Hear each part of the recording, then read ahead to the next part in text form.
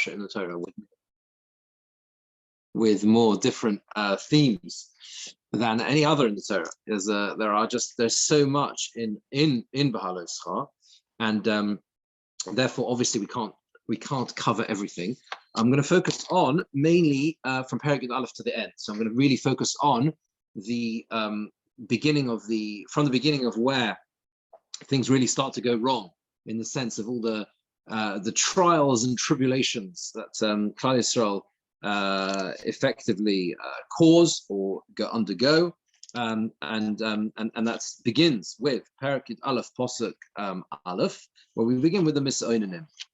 Now, the thing about the Misonanim, which we translate really as the complainers, is that it's not clear exactly what it was that they did wrong. It's a very brief parsha in the Torah, right? We'll come back to that word, what exactly it means. Rabos ne Hashem, they were even in the ears of Hashem. Vayishma Hashem, Hashem heard, Vayichar Apoy, and his anger fled. Vativar bom eish Hashem, and the fire of Hashem fled within them. And they consumed at the edge of the camp. The people cried out to Moshe. Vayispalel Moshe Hashem atishka ha'esh, and Moshe davened to Hashem, and the Eish settled down. And they call that place, the place of conflagration, for want of a better word, the place where the fire of Hashem burned. Now, so what's strange here, of course, is that it doesn't say exactly what it was. It's very brief. It says that they did something, and then there was that Hashem was very angry with them, and that caused a problem. And then it carries on with another incident. So the two are linked, as we'll see. But let's just try and understand what exactly went on here.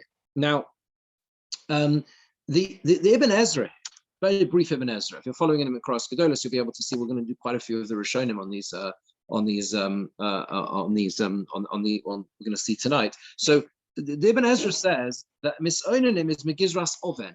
It's the root for Oven, which is the sin. V'chein machshavos onoch, he brings a pasuk in Yirmiyahu where you see the same thing. But the Ramban is not happy with that pshat. So let's have a look at the Ramban. The Ramban says like this: Omar Rabbi Avram, he quotes Ibn Ezra as the Ramban often does, Megizras Oven, that it is from the root of an Oven, a sin. He brings the pasuk there. Shedibru divrei Oven. They spoke words of sin. Ve'inenu nochon, he says. It's not correct. It's not correct. Ki lo meyachaseh hakosuv al cheton. Why would the pasuk cover their sin? V'lo yagidu ka'ashasu b'chol hamakomis. Because you don't find this anywhere else in the Torah. They do something wrong. If it's Oven means a sin, right? They did something wrong. The Torah should say what it was, right? If that's what it means, we should find out what the Avera was. Therefore, says the Ramban, the correct thing in my eyes seems to be when they went away from Har Sinai, which is close to the settled up area, and they came into this great and awesome desert, that first journeying away from Har Sinai. They were pained and troubled and disturbed, and they said, what are we going to do? How are we going to live in this desert? What are we going to eat and what are we going to drink? How are we going to bear the toil and the affliction? And how will we escape from it?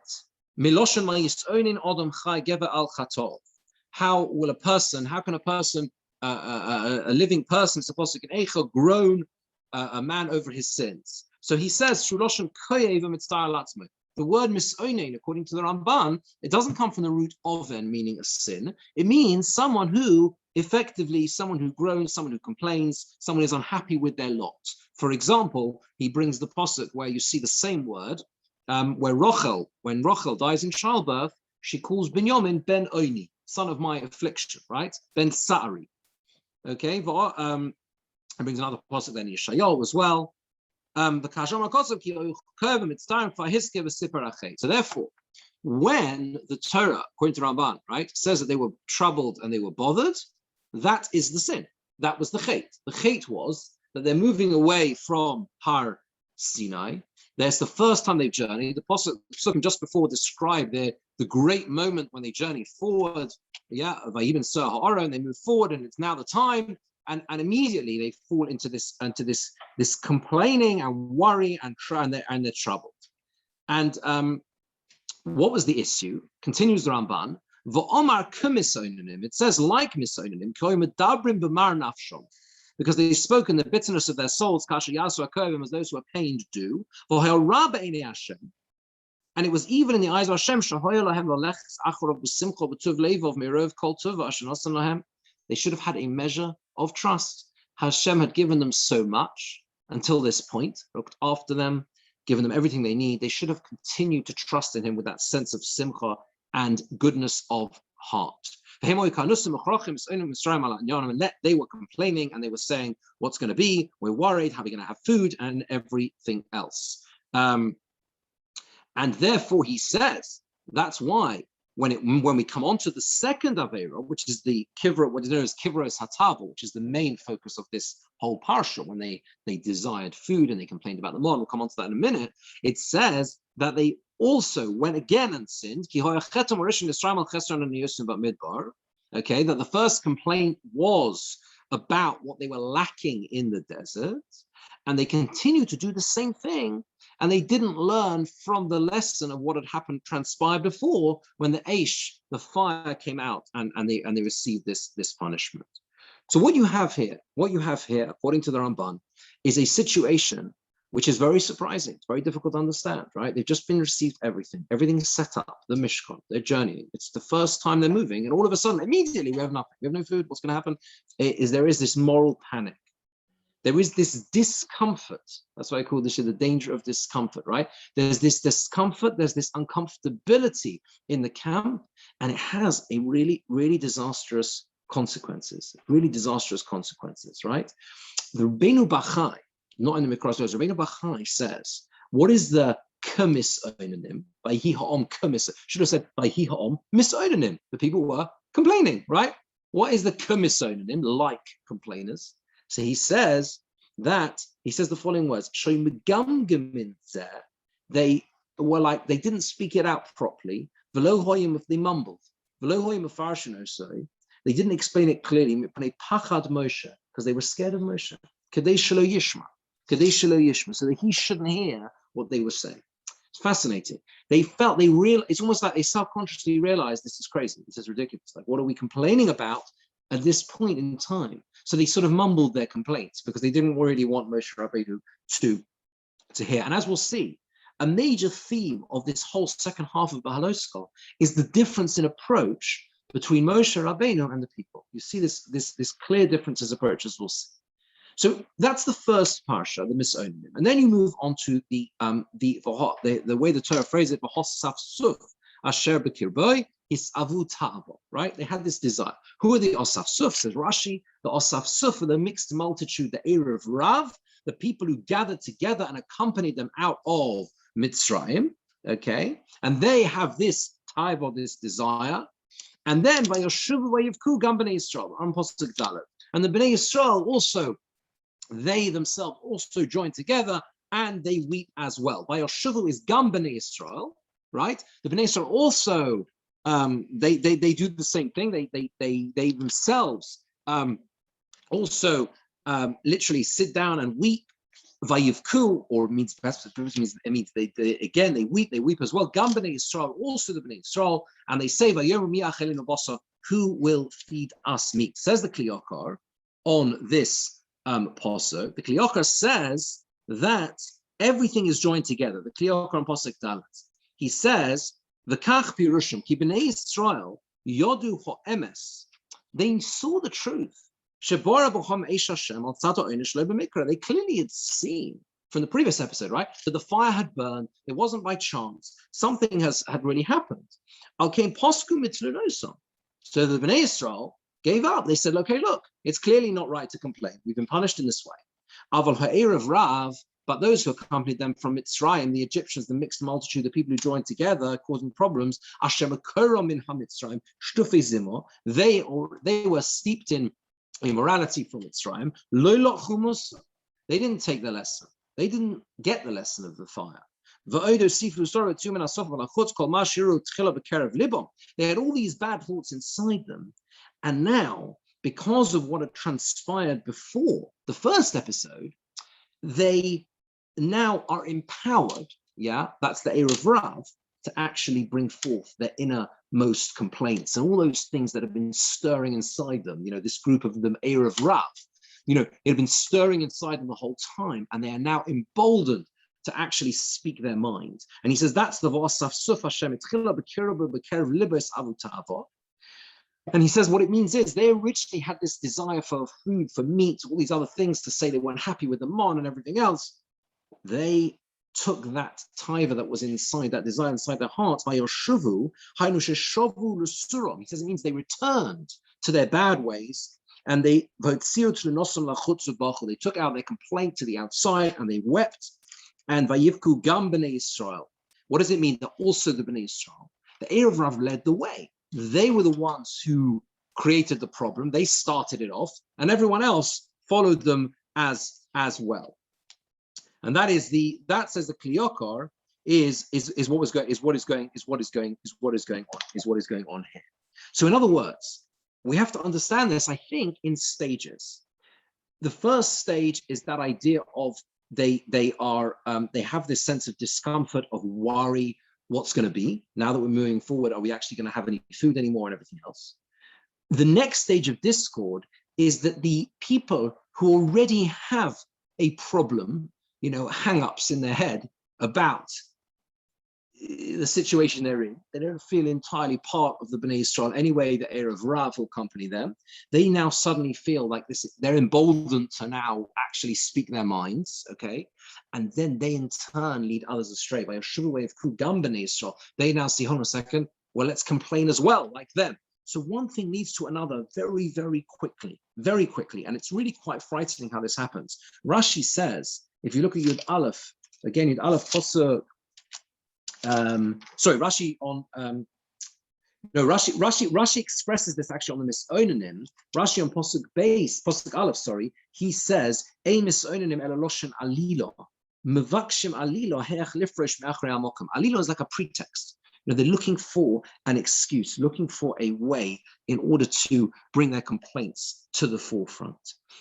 If you move forward a little bit, you see that the Psukim describe how they basically say, we remember how wonderful it was in Egypt, a striking thing to say in the sense that they were saying, it was amazing there. We had wonderful food. We remember the fish. We remember everything else that we used to get. We used to get there, and we're fed up with them on.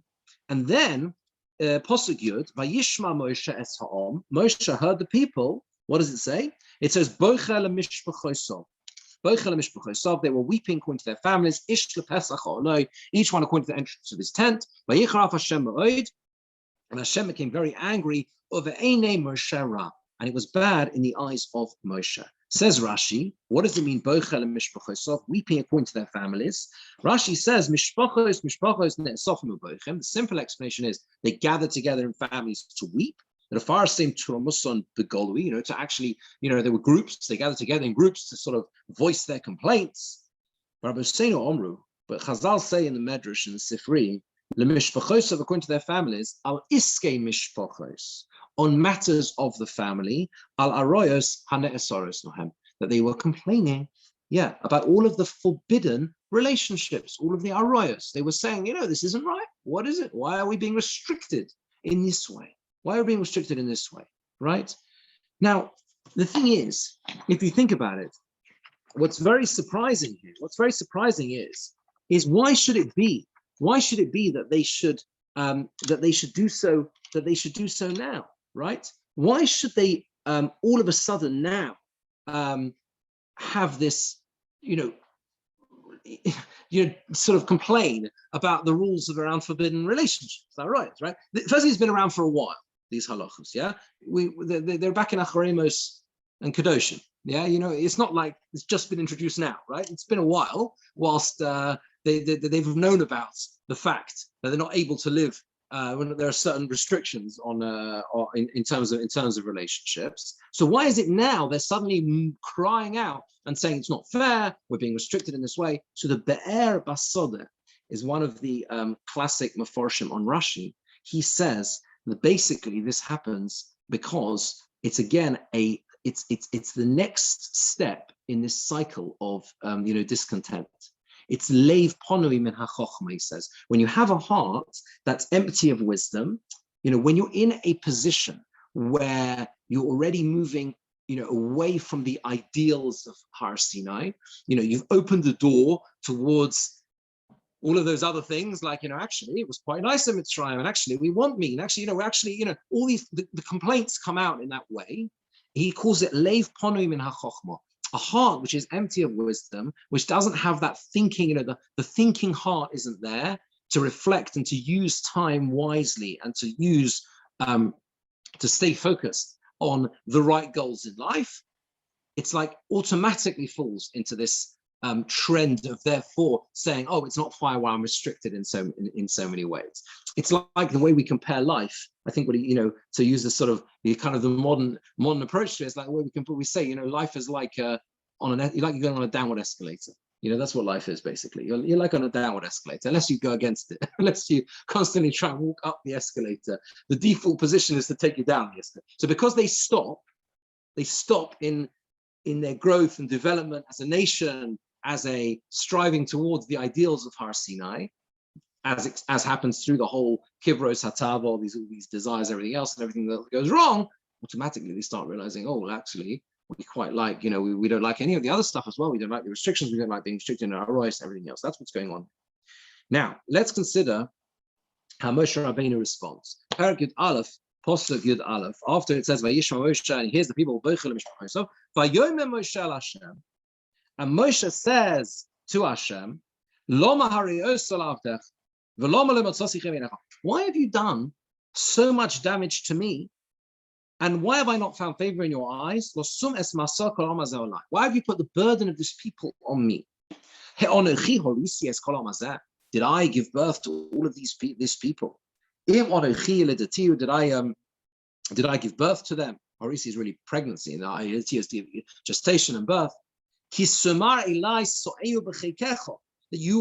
you say to me, gather them, look after them, bear them in your lap, in the same way as one who raises a child carries the child on the land which you have sworn to their to its forefathers. Right now, what you immediately notice from what Moshe Rabbeinu's response to what's going on is the I use the imagery of parent-child. That's the immediate thing you see what that Moshe Rabbeinu is conveying here to Hashem. Moshe is saying to Hashem, why have you put this whole burden on me? Did I give birth to them? That you should say to me that I should look after them as a parent looks after a child? It says the Sforno. Let's have a look at the Sforno. The Sforno says like this. Parsha Yud Beis. He'onochi orisi. Hine, he says, behold, ha'av yuchal lahanig bonov af b'im shem chilukei hadeus.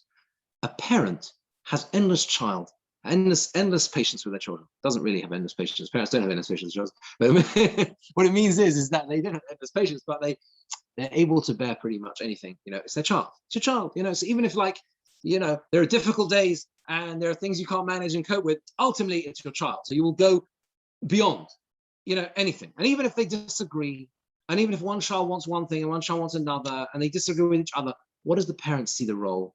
The parent sees the parent sees that that's the role. That's the role of parent and child. Even if they're chilukei deos, they have different opinions. The parent wants to be there for the child. The Zeb Moshe says this case is different. This is because that only applies to Tzfona. Ki kulam chosh mosoi la'ohev sheishtadel b'chol kochoi lehitiv lohem. That is based on one fundamental point about the parent-child relationship, which is that the children understand, and this is, I think, inherent in children, ultimately, that the parent loves the child, right? The child knows that ultimately what the parent wants is in the best interest of the child. Sometimes the child goes crazy, disagrees, fights it, but ultimately, the child knows, right, that it comes from a place of love, right? That the parent, well, it may be that sense is buried very deep, but the child really knows that whatever the parents do for the child is really ultimately from a position of a place of love. Aval Eila, so Moshe Rabbeinu says, Aval Eila, but these Einom Boitchem Bi Klal. They don't trust me at all. And they suspect and they test what will I do on their behalf. In other words, the point here is that they're not, Moshe Rabbeinu says, and that's why it's according to the Sfon, I think he's using this imagery, this idea of parent and child. He's saying that I can carry them as a child, but only if they understand that I'm a parent. Only if they understand that I'm coming from a position of love. But if they're trying the whole way through, the whole way along, to test me, to challenge me, not to have trust in what I'm doing, okay, and they're just trying to see what will I stretch me as far as I can go to see how much I will defend them despite everything they do. That's something I can't cope with. It's something which I'm finding incredibly difficult to manage. That's Moshe Rabbeinu's initial response, and he goes on to say, how will I have enough meat to feed all these people? He says, I can't bear them alone. And he says, if this is what you're going to do to me, then Hashem showed him, according to Rashi, the punishment which he was going to bring upon them. He says, better to kill me first. Moshe Rabbeinu says, let me not see my evil. Let me not see what is going to happen here.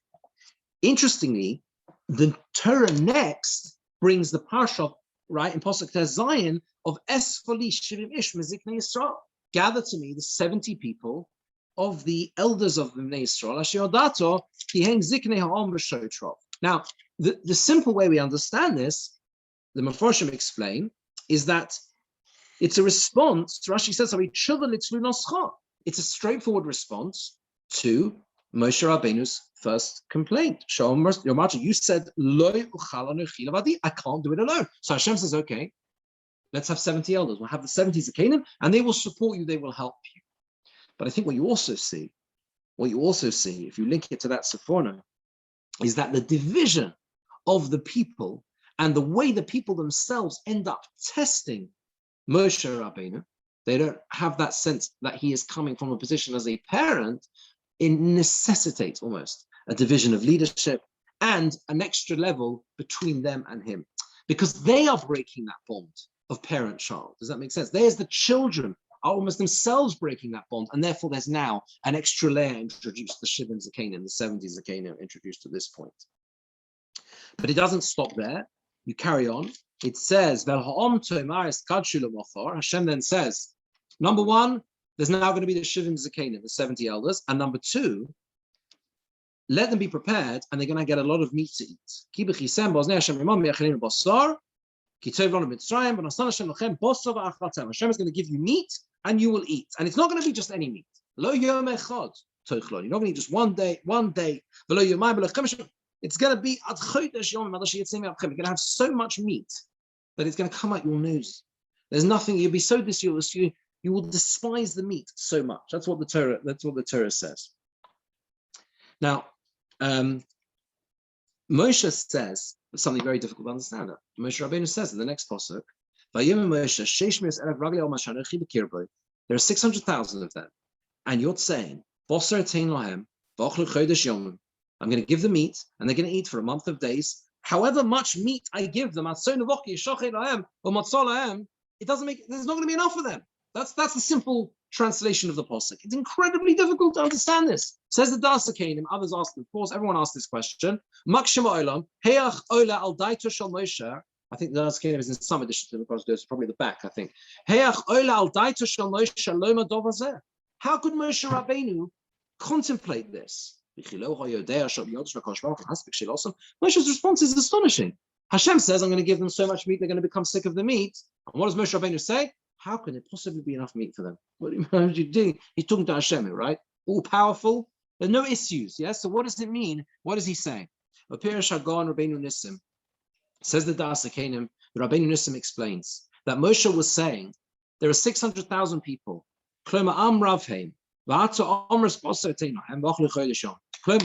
You said in wrath and anger.